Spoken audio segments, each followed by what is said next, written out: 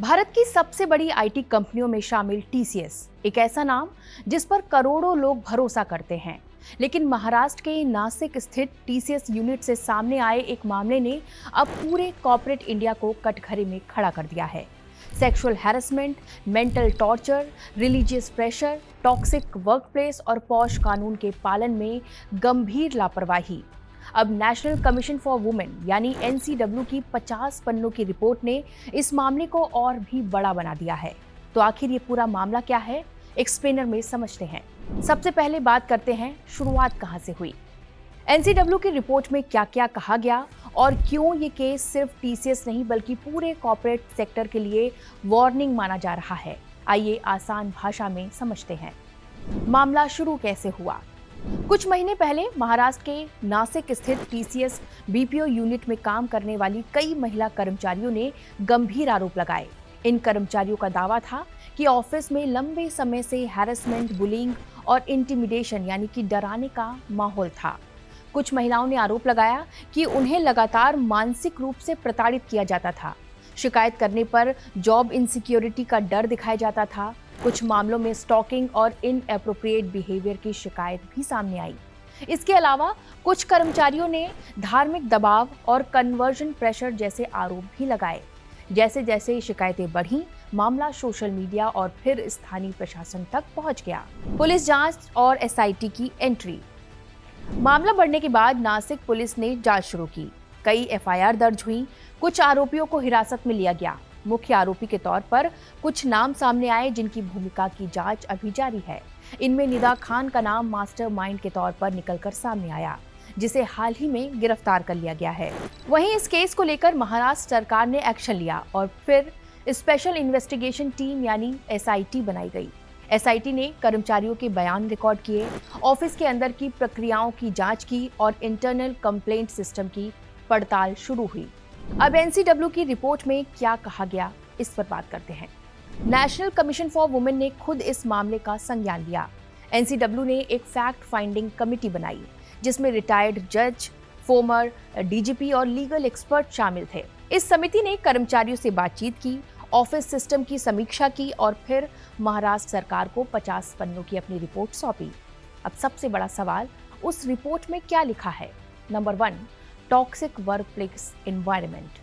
NCW ने कहा है कि नासिक यूनिट में वर्कप्लेस एनवायरनमेंट बेहद टॉक्सिक था, यानी ऐसा माहौल जहां डर, दबाव, ह्यूमिलिएशन और हैरेसमेंट सामान्य बन चुके थे। कुछ कर्मचारियों ने कहा कि वो शिकायत करने से डरते थे क्योंकि उन्हें नौकरी जाने का डर था। नंबर 2, पॉश एक्ट के पालन में गंभीर कमी।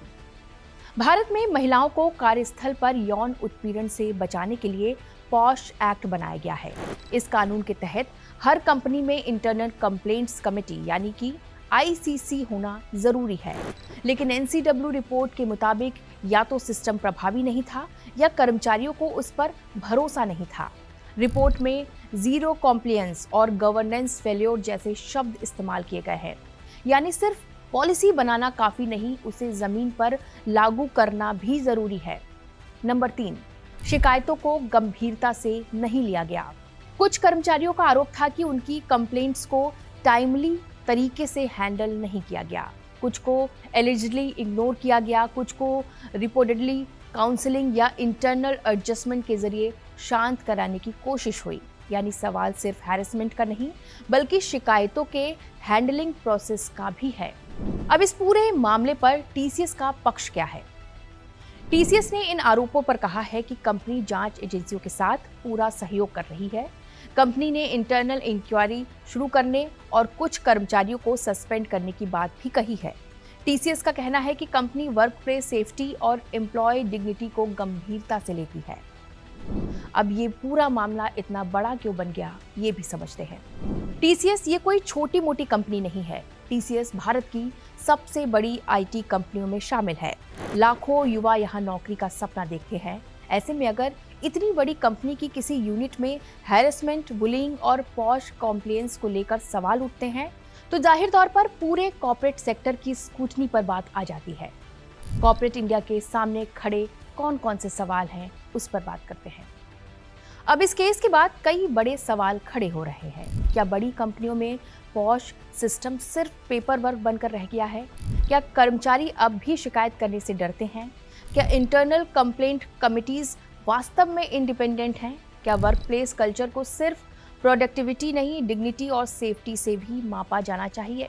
फिलहाल जांच जारी है, एसआईटी भी सक्रिय है और एनसीडब्ल्यू की रिपोर्ट ने मामले को और ज्यादा गंभीर बना दिया है। लेकिन इस पूरे केस ने सिर्फ वर्कप्लेस हैरेसमेंट ही नहीं बल्कि कॉर्पोरेट स्पेस में कथित रिलीजियस प्रेशर और कन्वर्जन जैसे आरोपों पर नई बहस छेड़ दी है। अगर किसी कर्मचारी को नौकरी, प्रमोशन या वर्कप्लेस एनवायरनमेंट के जरिए किसी धार्मिक दबाव का सामना करना पड़े तो ये सिर्फ एचआर फेल्योर नहीं बल्कि व्यक्तिगत स्वतंत्रता और संवैधानिक अधिकारों से जुड़ा गंभीर सवाल बन जाता है। अब देखना होगा कि जांच एजेंसियां इन आरोपों पर क्या निष्कर्ष निकालती हैं और क्या इस मामले के बाद कॉर्पोरेट इंडिया में पॉश कॉम्प्लायंस के साथ साथ वर्कप्लेस एथिक्स, एम्प्लॉय फ्रीडम और रिलीजियस न्यूट्रलिटी को लेकर भी नए स्टैंडर्ड्स तय होंगे। क्योंकि आज के कॉर्पोरेट इंडिया में सिर्फ बड़ी सैलरी और मॉडर्न ऑफिस काफ़ी नहीं, बल्कि सुरक्षित, सम्मानजनक और बिना किसी दबाव वाला वर्कप्लेस भी उतना ही ज़रूरी है। फिलहाल इस रिपोर्ट में बस इतना ही। राष्ट्रहित की खबरें आप सभी लोग देखते रहिए 5 जनवरी पर। नमस्कार।